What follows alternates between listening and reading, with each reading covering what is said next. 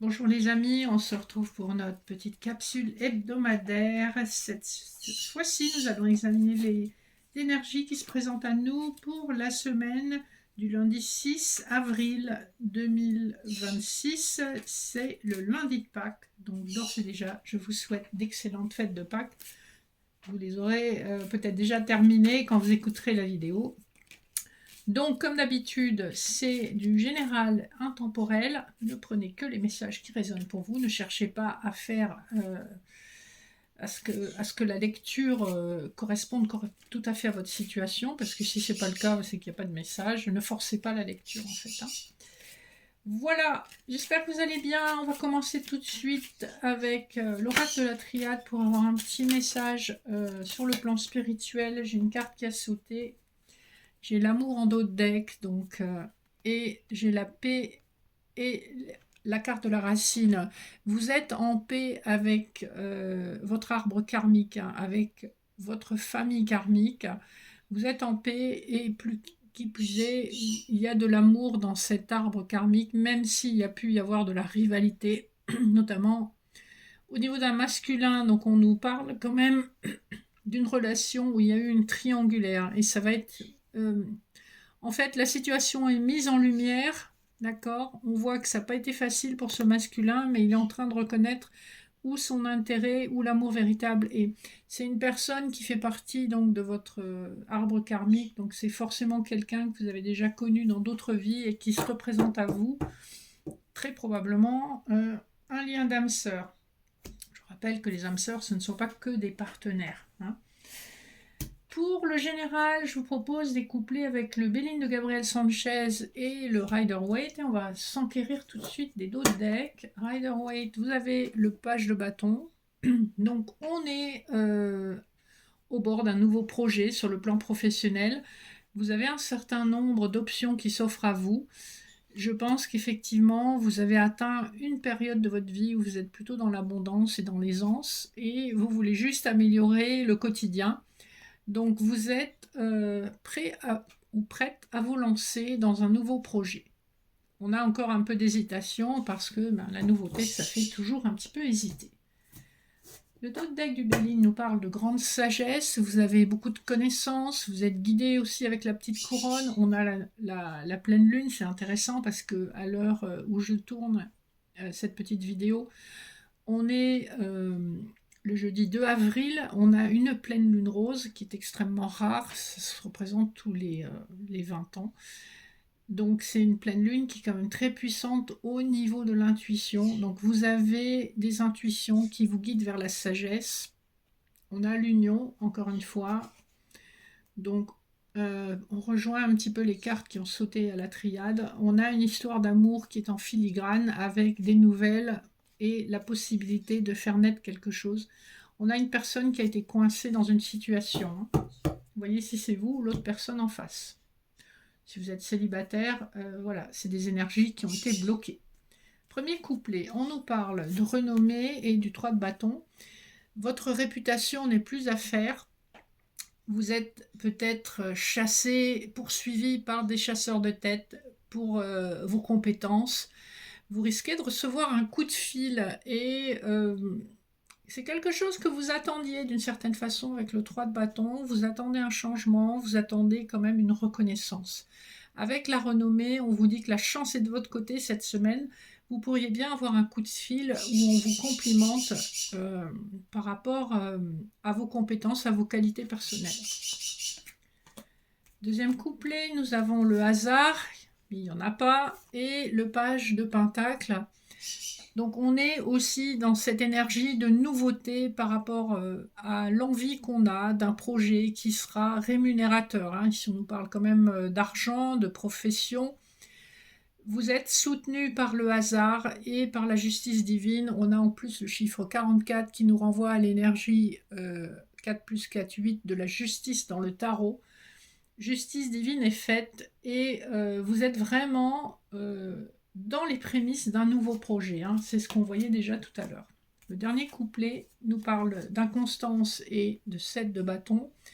Cette nouveauté va amener quand même pas mal de conflits intérieurs, d'incertitudes, d'instabilité dans vos énergies. Vous avez du mal à vous sortir de ça. Et effectivement, le 7 de bâton nous montre que vous allez surmonter toutes ces difficultés intérieures. Mais autant vous allez être enthousiaste, plein d'allant dans le début de la semaine, sur la fin de la semaine, vous allez être vraiment beaucoup plus partagé et plus incertaine quant à ce qu'il faut véritablement faire pour cette nouvelle opportunité professionnelle. On voit que vous allez tirer votre épingle du jeu avec le 7 de bâton. Vous allez trouver une voie qui vous convient, donc une forme de compromis. Voilà pour le matériel et le professionnel. Et on va voir le sentimental avec des couplets oracle des miroirs et le petit Lenormand étendu. En notre deck de l'oracle des miroirs, nous avons le carrefour, donc un choix à faire, un compromis à trouver, une personne qui est à distance de vous géographiquement ou qui a délibérément gardé distance pendant un certain temps. Alors la carte du temps parle quand même d'un temps assez long. On est probablement sur plus d'une année, voire 2 années. Ça peut être vraiment un temps assez long, hein. C'est une personne qui vit loin de vous ou si c'est pas une distance géographique, il y a une distance de cœur, il y a une distance en tout cas psychologique qui a été installée volontairement. Le carrefour nous parle d'un choix à faire et le compromis nous parle justement d'une conciliation qu'on va trouver avec cette personne. Le dos de deck du petit Lenormand nous parle effectivement d'une transformation d'une personne. On voit qu'il y a la possibilité d'un nouveau départ, d'une construction, d'une vie à deux. Après, beaucoup de difficultés pour savoir comment faire, hein. On était vraiment dans le brouillard, d'un côté comme de l'autre, alors qu'au fond, on veut quelque chose d'ancré, on veut quelque chose de stable, mais on ne savait pas comment s'y prendre. Quelle que soit la personne, on voit qu'il y a une transformation divine qui a été guidée, hein. On a le 17 qui nous renvoie vers l'étoile, hein, quelque chose qui est protégé et guidé, et le 7 nous renvoie vers l'énergie du chariot, mais également c'est un chiffre divin. Allez, les couplets, nous parlons de naissance et de parole. Donc vous allez vous expliquer, vous allez mettre les choses au clair. On a encore cette notion avec l'étoile ici, que c'est quelque chose qui de toute façon est guidé, ça fait partie de votre expérience de vie, de vivre cette chose avec cette personne. De toute façon, vous allez vous exprimer, vous allez dire ce que vous avez à dire et vous allez impacter des changements. Vous allez favoriser certains changements. Deuxième couplet, on a la chance x2. On a le trèfle qui signifie la chance. Le chiffre 2 nous renvoie vers la dualité de la vie et nous renvoie aussi vers l'idée du couple. Et nous avons la chance dans l'oracle des miroirs avec le chiffre 46, si vous arrivez à le voir. 4 plus 6, 10, nous renvoie à l'énergie de Jupiter, de la roue de fortune. On vous confirme vraiment un coup de chance dans l'évolution de votre relation avec cette personne. Donc croyez-y, vous êtes aidés. Et enfin, le dernier couplet, en fait, j'en avais 3 parce qu'elles sont venues ensemble.